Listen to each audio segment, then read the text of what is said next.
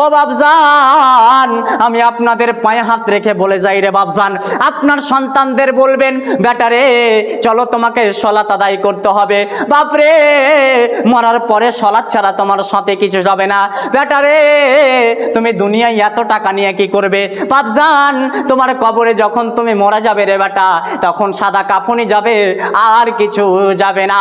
বাপরে হাদিসের ভিতরে কথা এসেছে, মৃত্যুর সময় তোমাকে যখন বাড়ি থেকে বের করে নিয়ে যাবে, তিনটা জিনিস তোমার সাথে যাবে।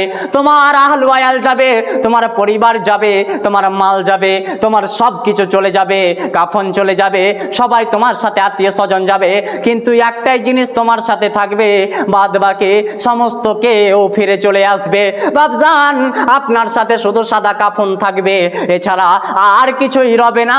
অতএব আপনার সন্তানকে আপনি বুঝান, বেটারে এই যে আমার খাদ্য খাচ্ছ রে বেটা, নবী আমার বলেছেন এই খাদ্যটা যারা ইমানদার না হবে, লা ইয়াকুলু তুআমাকা ইল্লা তাকিউন ইল্লা মুমিনা ওয়া লা ইয়াকুলু তুআমাকা ইল্লা তাকিউন। যদি বেটা তুমি মুমিন না হও, যদি তুমি নামাজ না করো, বেটা তোমাকে আমি খাদ্য খেতে দিতে পারবো না।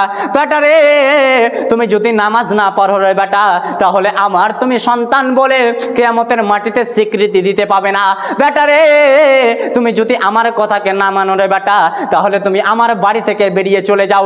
এই রকম বাপ যদি আজকে ক্ষমতা দেখান, তাহলে আপনার সন্তান 2 দিন রাগ করবে, 3 দিন করবে, 4 দিনের দিন আপনার কাছে এসে মাথাটা নত করে আপনাকে বলবে, বাবা যান আপনি যদি আমাকে না বলতেন, আপনি যদি আমাকে না ডাকতেন, তাহলে আমরা হতে পারে পথভ্রষ্ট থেকে যেতাম, আল্লাহর দিনের পথে আসতে পারতাম না। ও মুসলমান, তুমি যদি আল্লাহর পথ ছাড়া অন্য কোনো পথে চলে যাও, তাহলে তোমরা কিয়ামতের মাটিতে ক্ষতিগ্রস্ত হয়ে যাবে। আল্লাহর সাথে, আল্লাহর নবীর সাথে তোমরা জান্নাতে যেতে পারবে না। এই জন্য আল্লাহ তাআলা বললেন, ওয়ামান ইয়াবতাগি খায়রাল ইসলামি দীনান ফালা ইকবালা মিনহু ওয়া হুয়া ফিল আখিরাতি মিনাল খাসিরিন। যেই ব্যক্তি আল্লাহর দিন ছাড়া, আল্লাহর ধর্ম ছাড়া, দিন ইসলাম ছাড়া অন্য কোনো দিন তলাশ করে, অন্য কোনো দিন খুঁজে, এই ব্যক্তিরা কিয়ামতের মাটিতে ক্ষতিগ্রস্তদের অন্তর্ভুক্ত হয়ে যাবে। বেটারে তুমি আল্লাহর দিন ছাড়া, আল্লাহর ধর্ম ছাড়া তুমি কোথাও আর থাকিও না রে বেটা, না তো কিয়ামতের মাটিতে তুমি আল্লাহর জান্নাত পাবে না, যাবে না। যখন আপনার সন্তানকে বলবেন, আপনার সন্তান আপনার কথা শ্রবণ করবে, আপনার কথা শুনে তার রাগ হবে, তার অনেক কিছু হতে পারে, আপনাকে ঝাঁকি মেরে বলতে পারে, গালিগালাজ করতে পারে, অনেক কিছু করতে পারে, কিন্তু বাপজান মনে রাখিয়েন, আপনি আপনার ঈমান বিক্রি করে দুনিয়াতে টিকে থাকার চেষ্টা করিয়েন না।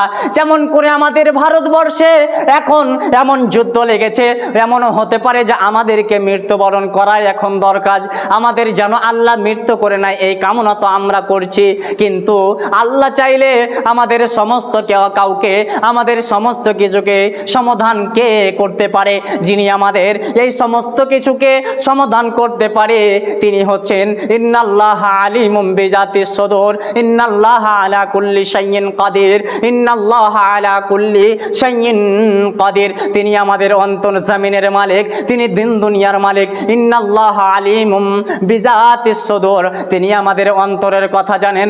অন্তরের কথা জানার পরে ইন্নাল্লাহা আলা কুল্লি শাইইন কাদির, তিনি হচ্ছে পৃথিবীর মধ্যে সব থেকে বড়, তিনি ছাড়া আর কেউ বড় হতে পারে না।